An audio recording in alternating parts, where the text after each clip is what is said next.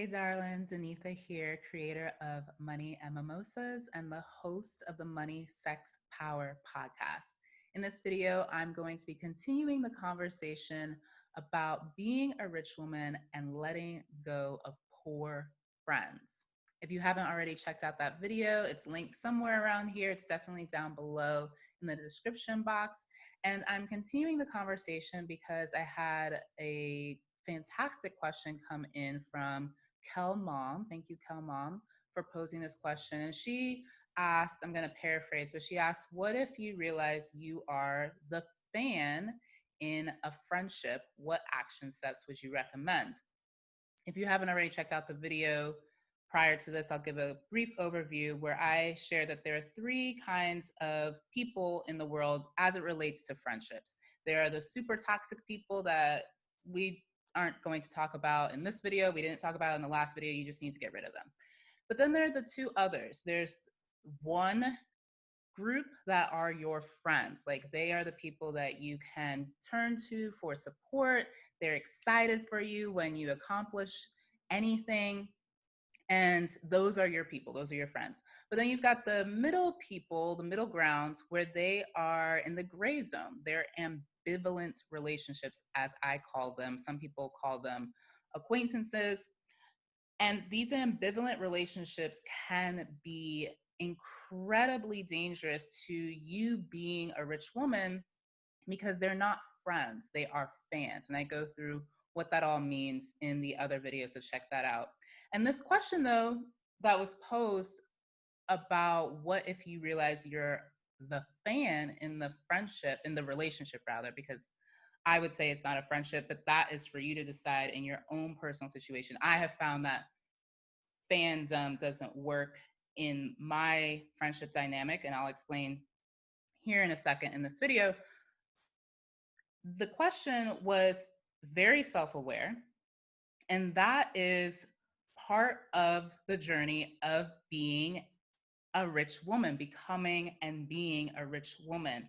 And before I dive into answering that question, I want to set the context for this video and all videos.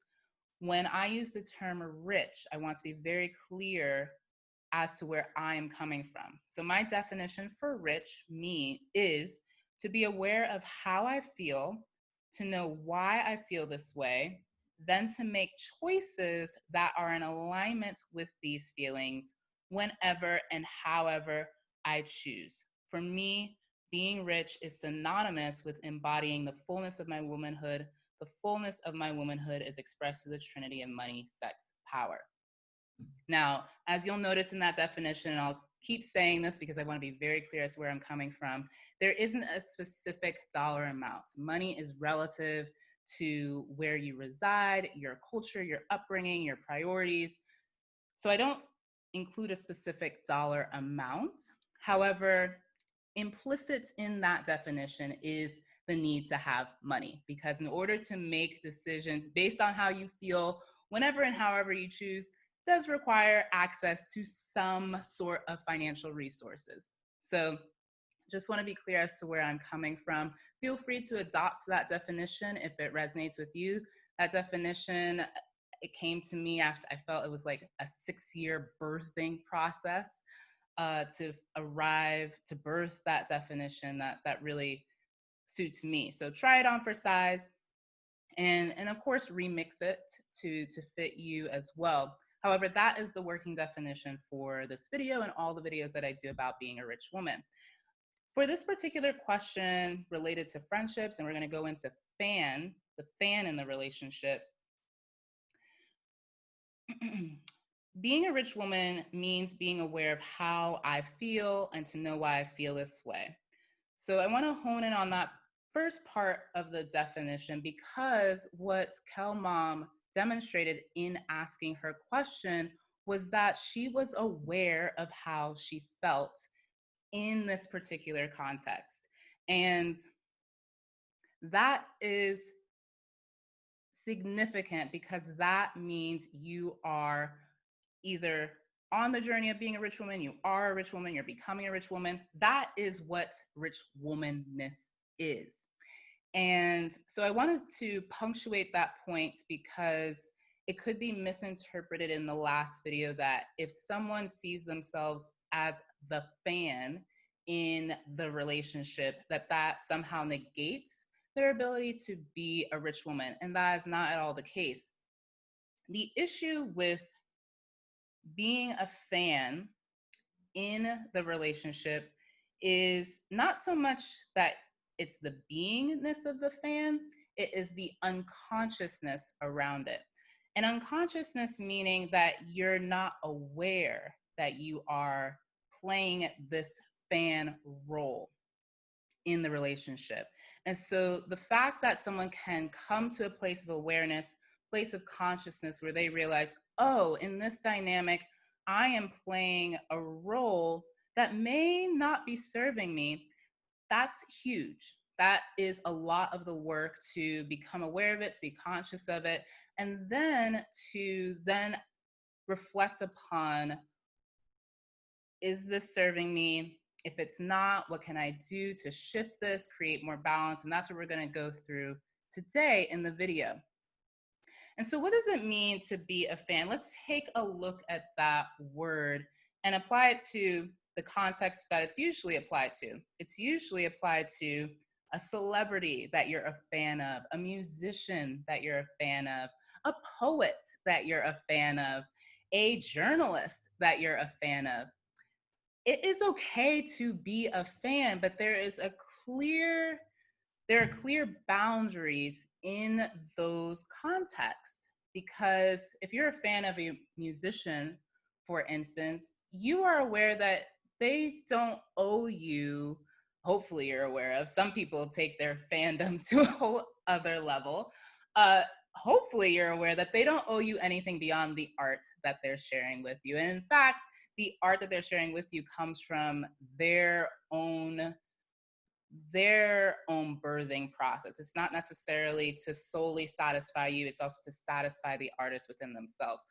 So there's a clear set of boundaries between that. Like, you wouldn't expect to go to brunch or dinner with one of your favorite musicians, poets that perhaps has a huge platform, right? Like, there's boundaries there. However, you can appreciate their work. You can be excited when they drop a new release. You can be so stoked when they come into town, but there are clear boundaries. Now, let's take that to the friendship realm where you feel that this is a friendship, but you're actually playing the fan role. Friendship comes with expectations. Hopefully, those expectations have been communicated. Oftentimes, they are not, because, as I shared in the last video, this is an area that particularly women, and I say women because I haven't really talked to a lot of guys about how they decide what friends are. So I'm only saying this about women because they're really the only people I've asked this question. So it could be true for men as well.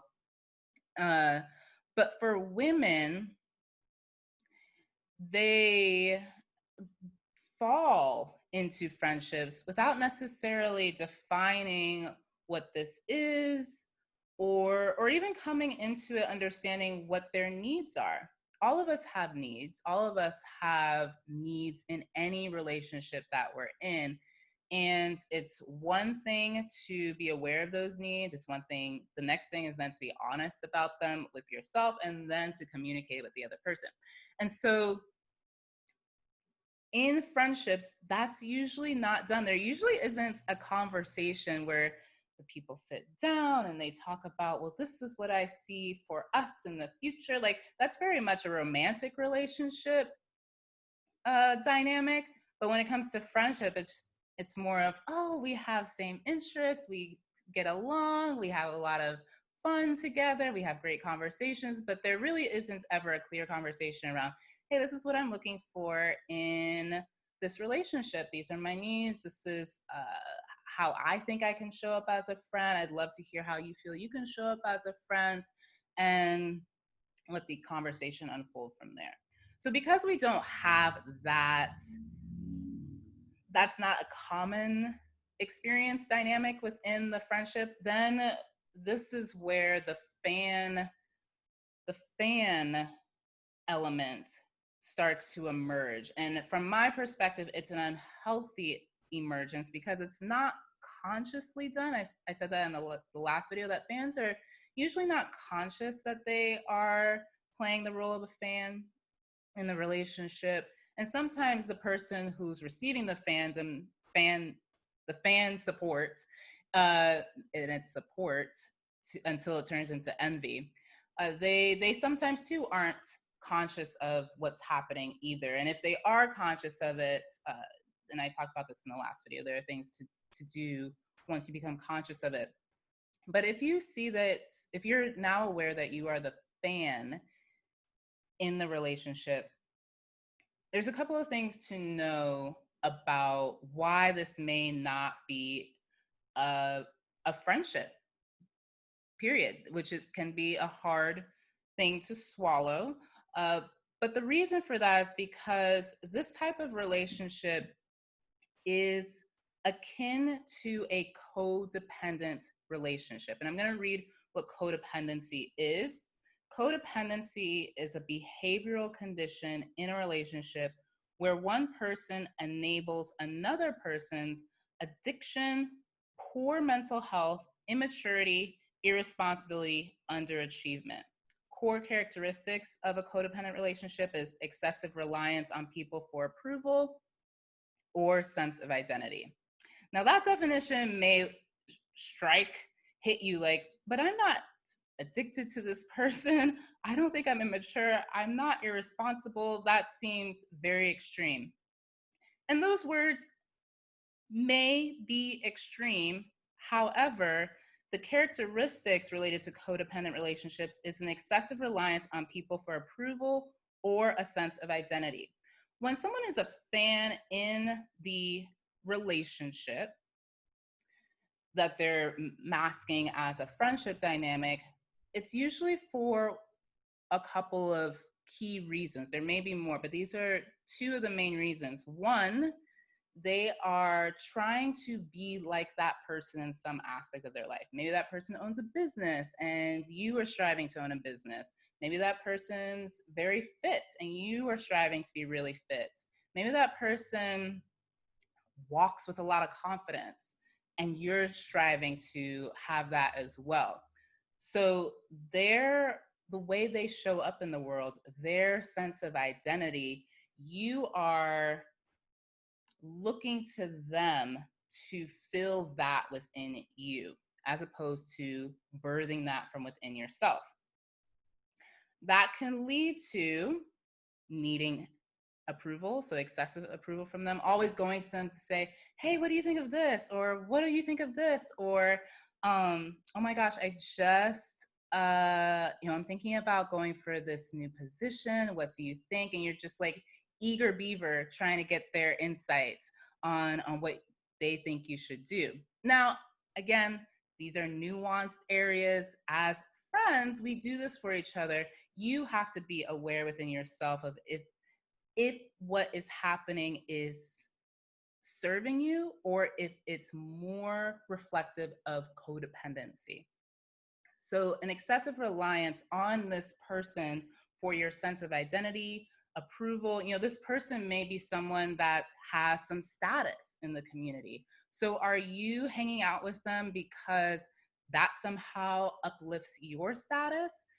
Perhaps they have a lot of money. Perhaps they've got a successful business. Perhaps they're well respected in certain circles. So are you truly hanging out with them because you authentically love the conversations you have with each other? That are you someone who believes in them, can authentically be there for them? Or is it simply what they're giving you in terms of a status boost?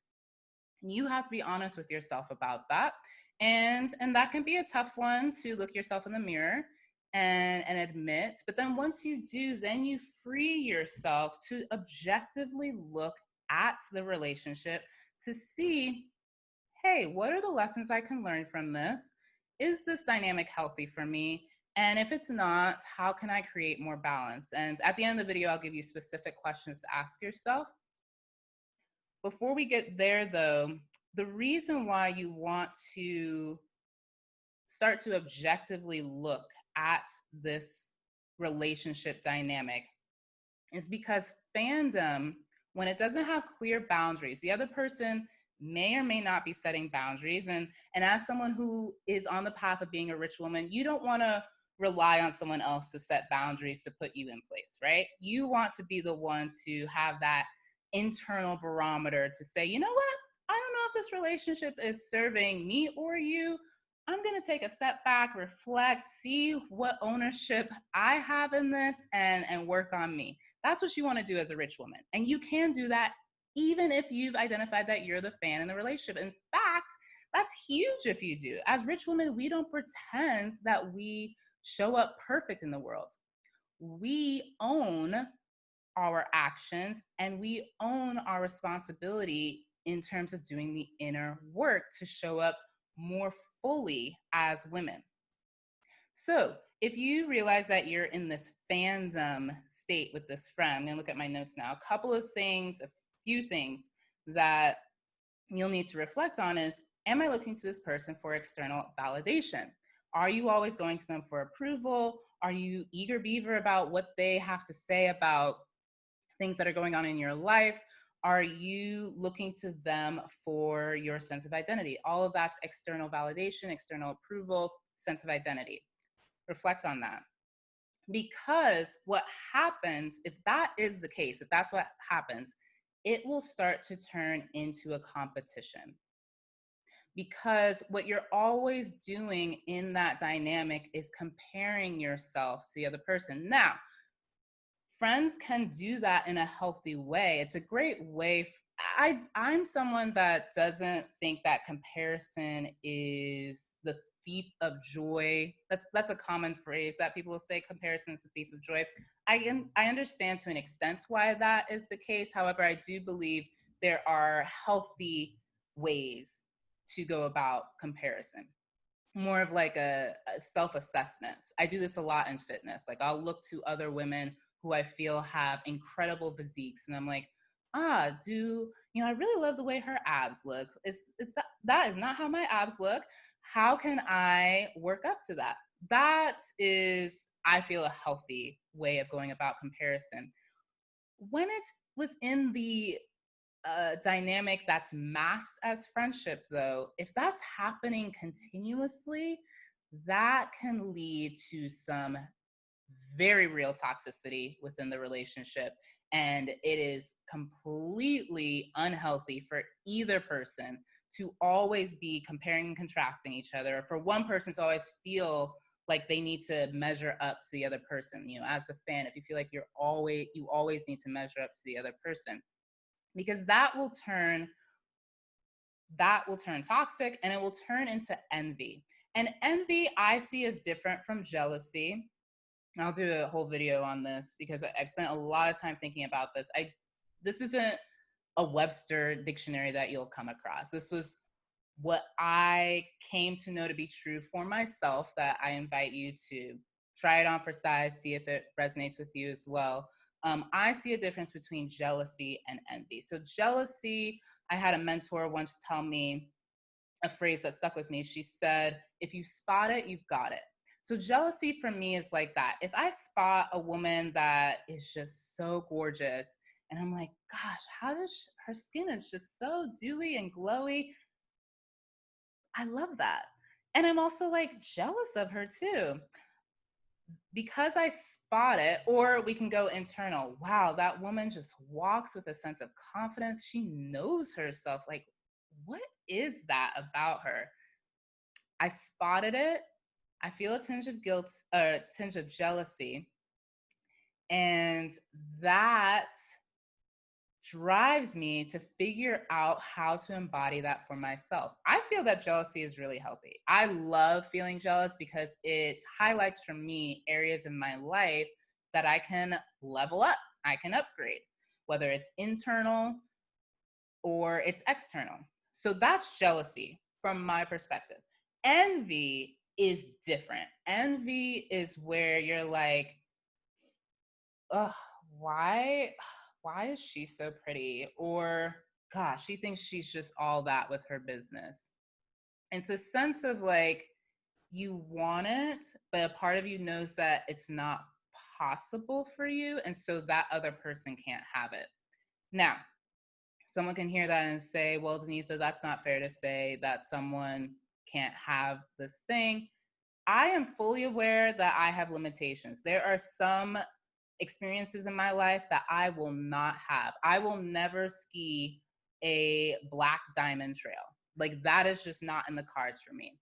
So I can go around and be envious of these women who, or men, but it would be a woman that I'd be envious of in this case, that she can do all of these crazy tricks and she's just so confident and she was able to grow up, on skis, and now she's just an incredible skier, and I will never be that. And now I'm envious. She shouldn't be able to do that either.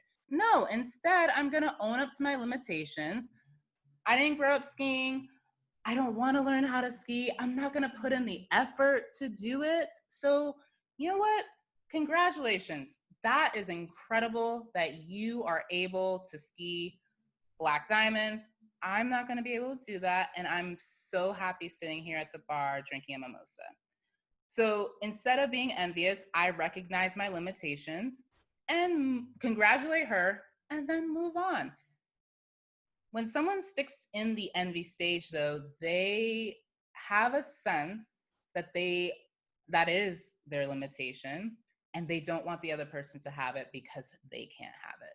So fandom in friendships quickly can turn from competition to toxic competition, from jealousy, like, oh, I think I can do this, to envy when you realize perhaps that's your limitation for a variety of reasons. It could be a physical limitation, it could be you just don't want to do the work limitation. Whatever it is, envy can come up within the dynamic if you are not aware of what's happening as the fan in the relationship dynamic. So what do you do when, so then, I mean, it keeps going. There are lots of layers to this. The fan can start to, once they get in that state of envy, especially if they aren't conscious of this. And I do believe, this is why I said, you don't necessarily get rid of fans. You don't have a friendship breakup call with them, but you do set clear boundaries.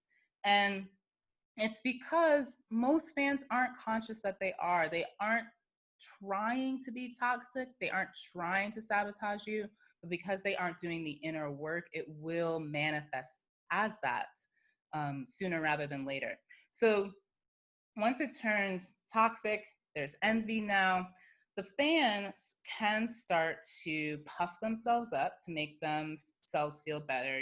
They'll go out of their way to tell the person that they call their friend all the amazing things that they're doing. They will go out of their way to promote themselves. They'll start talking a lot about themselves in conversations. They will make it all about them. That will happen. You'll start to puff yourself up, or you'll start to cut the other person down. And what's happening, the reason why that's happening is because there's a difference of levels, right? And so you're trying to come up here, or you're trying to bring them down here. And that's where I was talking about in the last video about low-key sabotage, low-key insults, like situations where the other person's like, was that passive aggressiveness, or I'm not sure. And so as the fan, you have to start becoming aware of when those situations start to boil, when those feelings start to boil up within you and they manifest in toxic behavior. And we all can have toxic behavior. This isn't about making you feel less than. It's about being aware of who you are and doing the inner work to be a rich woman. This is what being a rich woman is. It's not all butterflies and rainbows and sparkles, although we love that too, cupcakes and mimosas. It's also the heavy lifting that we do within us to truly embody being a rich woman. The other thing that you have to think of too is because, so it takes two to tango, right? So if the other person is keeping you around, is what's happening, to be straightforward, is keeping you around and they aren't setting clear boundaries, it could be because you are a power trip for them. They feel superior around you, so they keep you around. Codependency is very closely married to narcissism.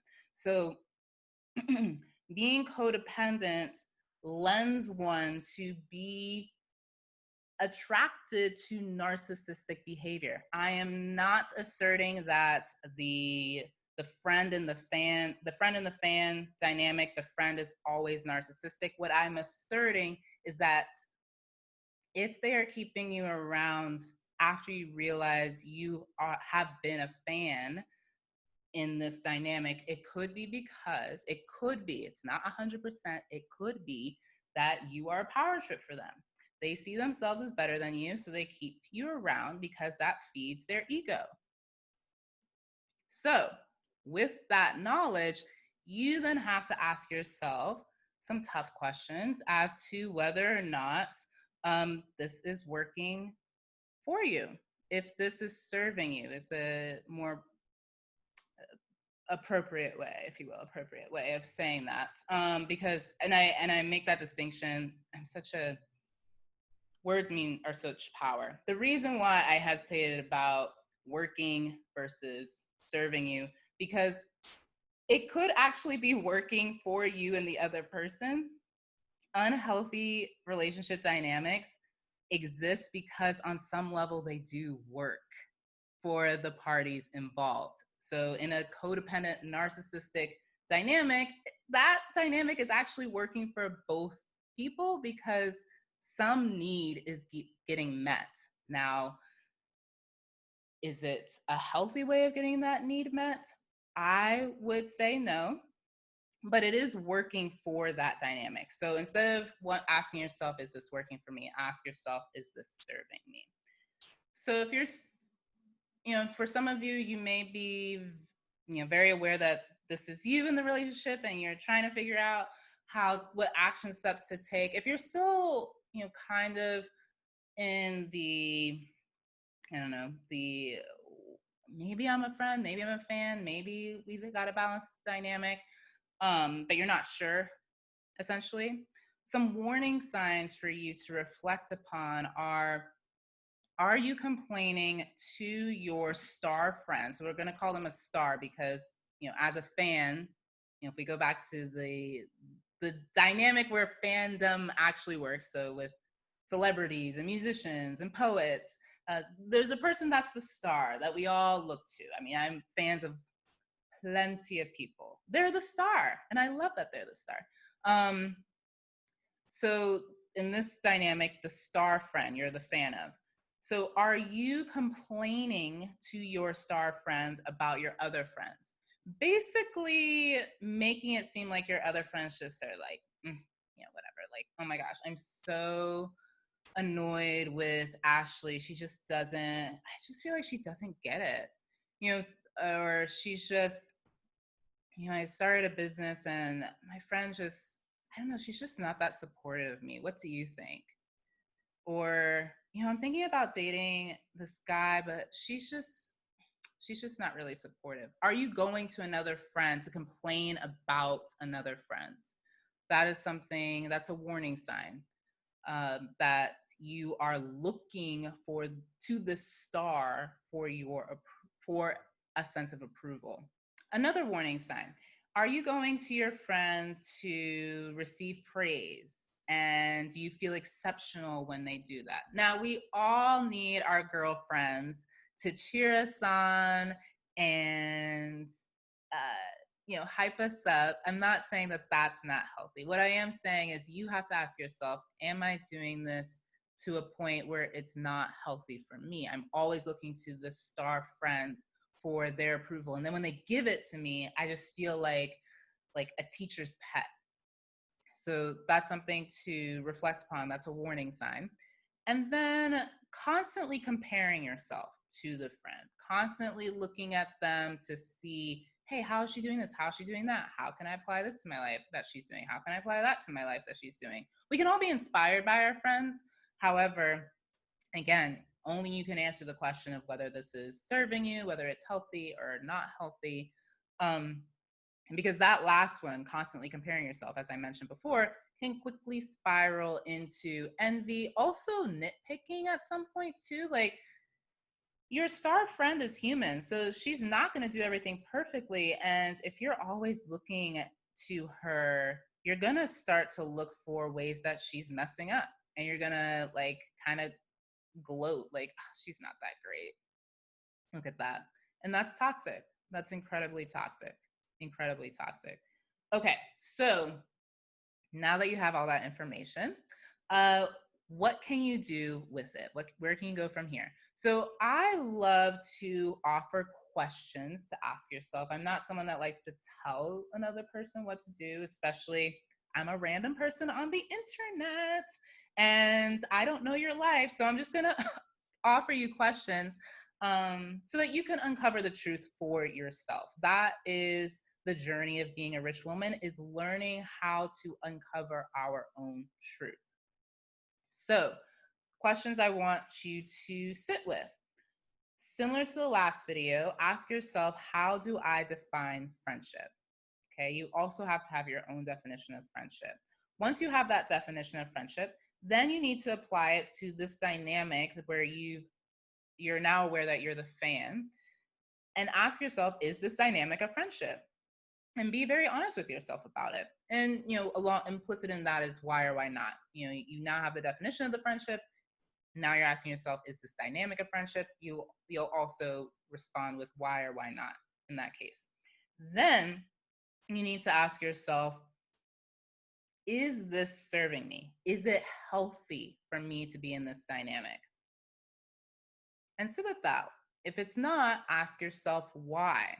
Because the couple of reasons why could be that this star friend is showing you areas in your life that you can level up. Maybe they do own a business. Okay, then start your own business. Or maybe they're showcasing to you the importance of working out. Okay, then start working out. So it's not that you want to completely throw away the dynamic. You want to look for the lessons in there. And that's why bringing consciousness to the friendship is so impactful. It's so significant because until then, you aren't aware of where the lessons in this dynamic are for you.